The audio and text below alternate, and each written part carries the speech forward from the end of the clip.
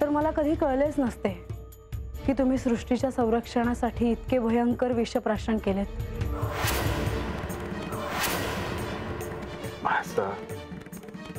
वेळ आली असती तर ते मी तुला निश्चितच सांगितले असते। समुद्र मंथनाच्या आख्यानातून जेव्हापासून मला कळलं की तुम्ही विषप्राशन केले होते तेव्हापासून मी अस्वस्थ झाले होते।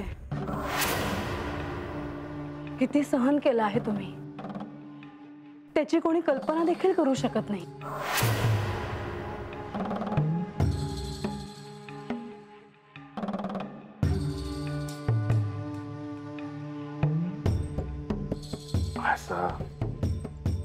सावर स्वतःला राहून राहून मला असं वाटत होतं की मी तेव्हा तिथे का नव्हते।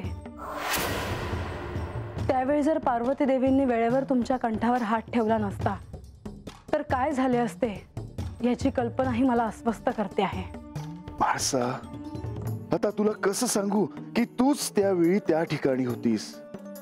तूच पार्वती आहेस, तूच माझ्या कंठावर हात ठेवलास आणि तूच ते विष माझ्या कंठातच थांबवलंस। असं कसं सांगू मी तुला?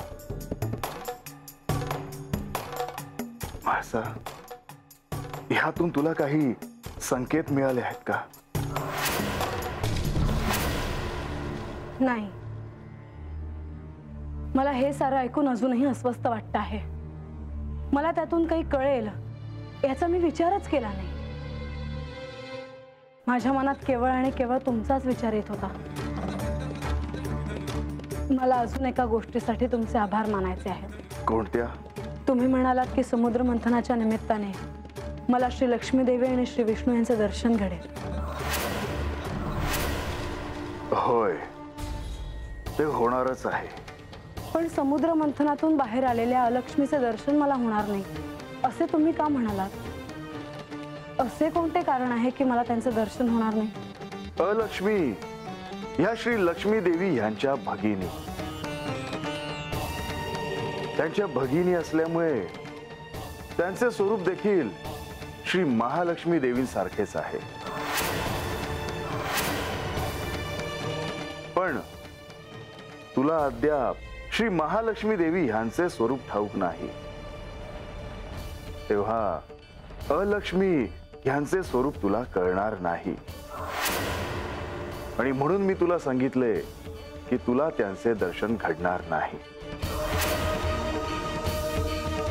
म्हणजे श्री महालक्ष्मी देवी आणि श्री विष्णू यांचे दर्शन घडल्यावर मला अलक्ष्मीचे दर्शन घडेल अशी मी आशा करते।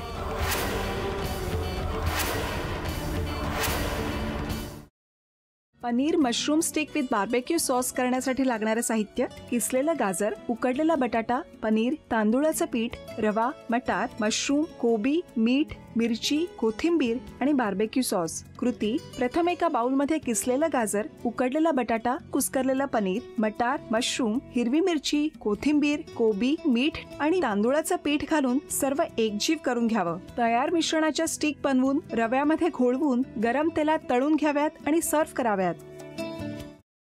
मामी, कोणता भक्त हाक मारतो आहे? ध्यानात इतके मग्न आहात? बाणाईला भेट घ्यायची आहे देवी। वाटलंच मला, ही अस्वस्थ असणं स्वाभाविकच आहे। तिच्या दृष्टीने हे सारंच गोंधळून टाकणार आहे। अशा वेळी तिला तुम्हाला किंवा मला भेटावं असं वाटणं हे स्वाभाविक आहे। नमस्ते अंकल जी, वो हमें आपसे कशा करता आलेस तू इथे? विकीची चाहरी करायला? काय समजतो काय स्वतःला तू? अरे आजारपणात माझा जीव वाचला म्हणून घरातल्या पोरी बाळींवर अरे कुठून कुठून येता तुम्ही? नाही ते उद्योग धंदे करता इथं खपवून घेणार नाही मी सांगतो तुला। मी फार वाईट माणूस आहे लक्षात ठेव। पोलिसात देणार होतो तुला, केवळ विकी आडवा आला म्हणून लक्षात ठेवलं ते इथून दिंड काढणार होतो तुझी मी। मामा, आता आपण काहीच करू शकत नाही।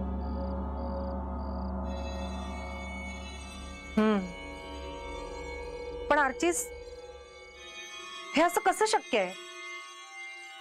आपण तर सगळे आवाज रेकॉर्ड केले होते ना, राईट? हो। मग हे असे कोणते आवाज रेकॉर्ड झाले जे आपल्याला ऐकूच आले नाहीत? I mean how can it be possible?